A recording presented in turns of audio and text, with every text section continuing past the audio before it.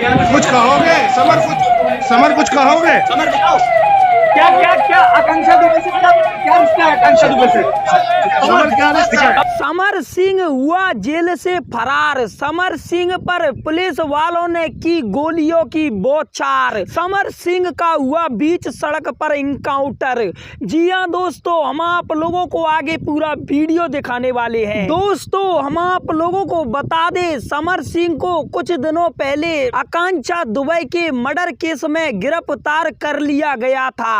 लेकिन दोस्तों अभी अभी कुछ न्यूज रिपोर्टर वाले फेक न्यूज वायरल कर रहे हैं, जिसमें बताया जा रहा है समर सिंह जेल से भाग चुका है और समर सिंह का इनकाउंटर हो गया है। लेकिन दोस्तों हम आप लोगों को बता दें, यह सभी फेक न्यूज है। ऐसी न्यूज से आप लोग दूर रहे और हम अपने न्यूज चैनल पर सभी फेक न्यूज चैनलों का पर्दाफाश करते हैं जो आज के डेट में चला रहे हैं। तो दोस्तों इस वीडियो के अंत में हम आप लोगों से इतना कहना चाहेंगे, हमारी वीडियो का उद्देश्य आप लोगों की भावनाओं को ठेस पहुंचाना नहीं है।